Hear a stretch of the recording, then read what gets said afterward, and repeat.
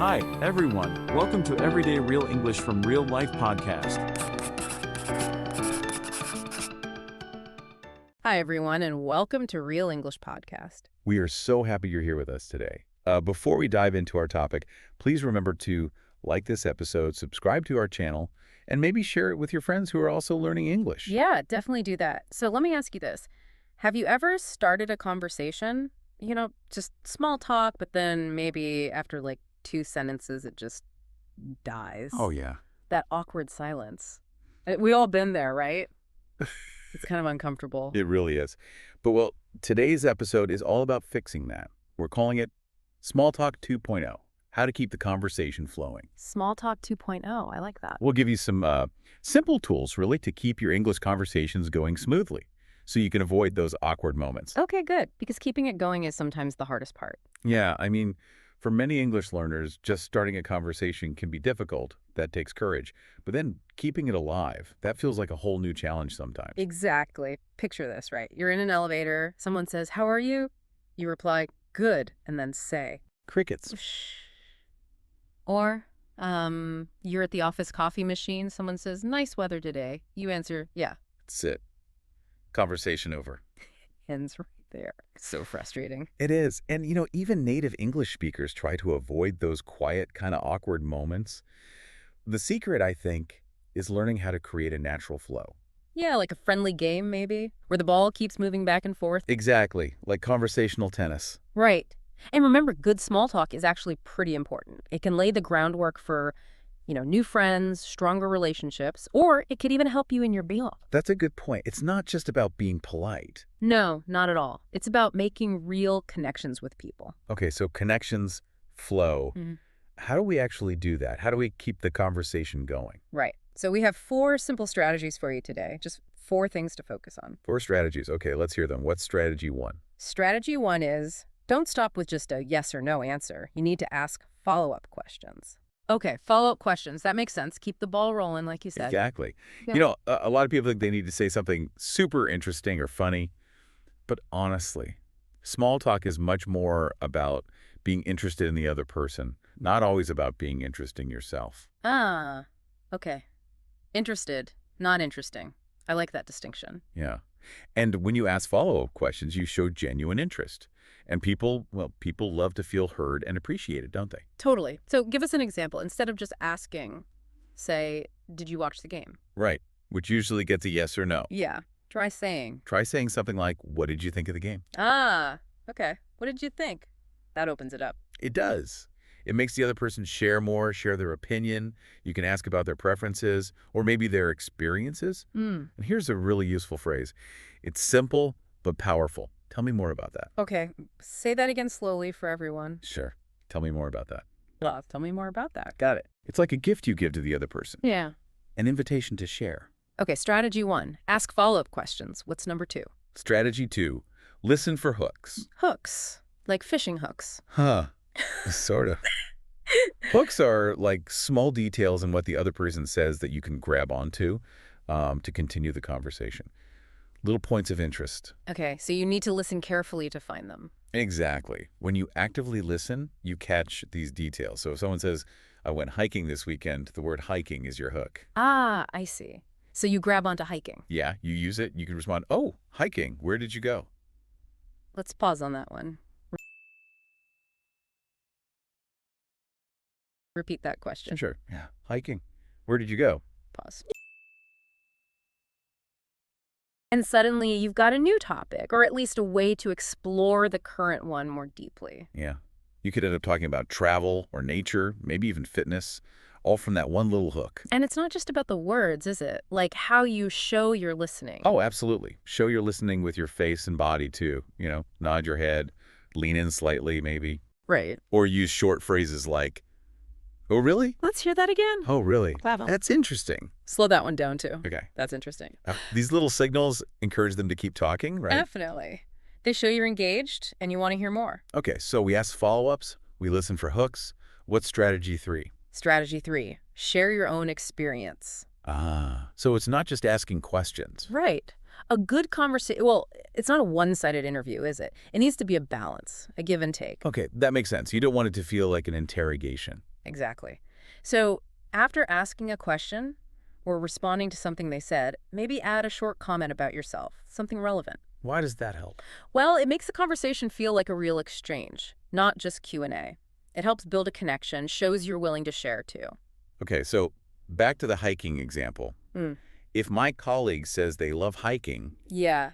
I could add something like, oh, I love hiking too, but I usually prefer city walks. Mhm. Something like that. Yeah. Perfect. Let's repeat that example. Okay. I love hiking too, but I usually prefer city walks. Pause. See, now it feels like you're both participating, sharing perspectives. Yeah, it feels more balanced. Just one little warning. Be careful not to make it all about you. Right, don't hijack the conversation. Exactly. Share a little bit, then maybe ask another question to bring it back to them. That balance shows your personality, but keeps the focus mostly on them, encouraging them to share more too. Good tip. Balance is key. Okay, what's our final strategy? Number 4. And strategy 4, smooth topic shifts. Ooh, okay. Shifting topics smoothly. That can be tricky. It can. Sometimes a conversation topic just runs out of steam, Or maybe you want to move away from something simple like the weather. Yeah, you can't talk about the weather forever. Hopefully not. So you need ways to move it naturally to a new topic. That's where special transition phrases come in handy. Transition phrases. Like what? Well, people sometimes get stuck on easy topics for too long. These phrases help you sort of climb up what some people call the conversation pyramid. Conversation pyramid. Tell me more about that. It's just a way to think about it. Like Yeah. the base is easy, factual stuff, weather, maybe. Then you move up to opinions, interests, and maybe even closer to the top, more personal feelings or experiences. Smooth shifts help you move up that pyramid naturally. Got it. So these phrases are like little bridges to new topics. What are some useful ones? Okay, here are 3 really good ones. First, speaking of. Okay, say it again slowly. Speaking of. Okay, next. By the way. Let's hear that one. By the way, pause. A third one. That reminds me of. One more time. That reminds me of. Oh, boy. Pause. Okay, so how would you use one? Like, give me an example. Sure. Let's say you were talking about travel and someone mentioned visiting Germany. You could say, you mentioned Germany, by the way. Have you ever tried German food? Ah, okay. So you link it, by the way, Mm-hmm. connects the previous point to a new related one. Smooth. Exactly. It connects your thoughts smoothly, keeps things flowing. And it's probably good to have some general topics ready in your back pocket, right? Like hobbies or travel. Definitely helps. But remember to generally avoid sensitive subjects, especially with people you don't know well. Things like politics or, personal money questions. Well, Keep it light and positive, usually. Good advice. Okay, these 4 strategies sound great. Should we see them in action? Yes. Let's do a little role play. We'll show you a bad flow conversation first, the kind we want to avoid. Okay, the awkward kind. I'll be your coworker. Let's say we're by the coffee machine again. Sounds good. As coworker. Nice weather today. As learner, yeah. As self and Nice. seen. So, haha. See? That conversation is over in like 2 seconds. It just stops completely. Dead end. Total dead end. Now let's try that again, but this time I'll use some of our Small Talk 2.0 strategies. Okay, reset. Same place, same opening line. Got it. As coworker. Nice weather today. As learner. Yeah. It's perfect for a walk. Yeah. Do you usually go outside after work? Let's pause there. Good follow-up question. Say it again. As learner. Do you usually go outside after work? Pause. As a coworker. Sometimes. I like jogging in the park. As learner. Oh, really? Pause on that reaction. Sure. Oh, really? Pause. As learner, I go jogging too, but usually in the mornings. By the way, have you heard about the charity run next month? And pause on that transition. As learner. By the way, have you heard about the charity run next month? Pause. As self. Yeah. And there you go. Much better. See how the conversation flowed naturally from the weather to a shared activity like jogging, and then smoothly shifted to a local event.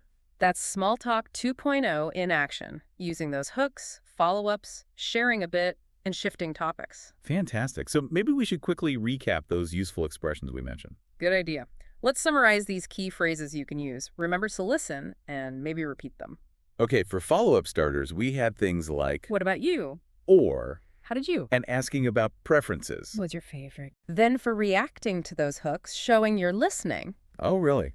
That's interesting. And that great invitation. Tell me more about. And finally, those smooth topic shifters. By the way, also, Ah, that reminds me of.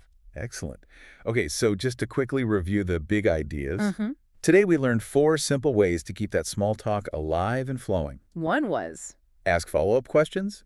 Show you're interested. 2. Listen for hooks. Those little details you can grab onto. 3. Share your own experience. Just a little bit. Keep it balanced. And 4. Smoothly shift topics using those transition phrases. Yeah. And remember, start small. You don't have to have a super deep conversation every time, but just keep it flowing with these techniques. And practice makes perfect, right? Absolutely. The more you try it, the easier it gets. Okay, speaking of practice, here's our challenge for you this week. Yes, your homework. Try to keep just one small talk conversation going for at least 1 extra minute. Just 1 minute longer than it might normally last. And while you're doing it, try to consciously use at least one follow-up question and one smooth topic shift. Pick one from our list. You might be surprised how much easier it gets with a little practice. Yeah, and how much more confident you become. Give it a try. Definitely. And that's about it for today's episode on Small Talk 2.0. We hope these tips help you feel more comfortable keeping conversations going. Yeah, hopefully less awkward silence in the world. That's the goal. And hey, don't miss our next episode. Ooh, what's coming up next time? In our next episode, we'll talk about how to rescue small talk when it does get awkward. Because sometimes it still happens, right? Oh yeah, need those emergency phrases. Exactly. We'll give you phrases that can save you in those tricky situations. Sounds very useful. Okay, so one last reminder. Please remember to like this episode if you found it helpful. And subscribe to Real English Podcast so you don't miss the next one. And maybe share it with a friend who wants to level up their English conversations too. We're so glad you joined us today. Yeah, thanks for listening. Keep practicing, keep connecting, and we'll see you next time. Want to practice these phrases? Download your free PDF guide to review vocabulary, role plays, and quizzes. Find the link in the description and pinned comment and feel free to share it with friends. Like and subscribe for more English tips.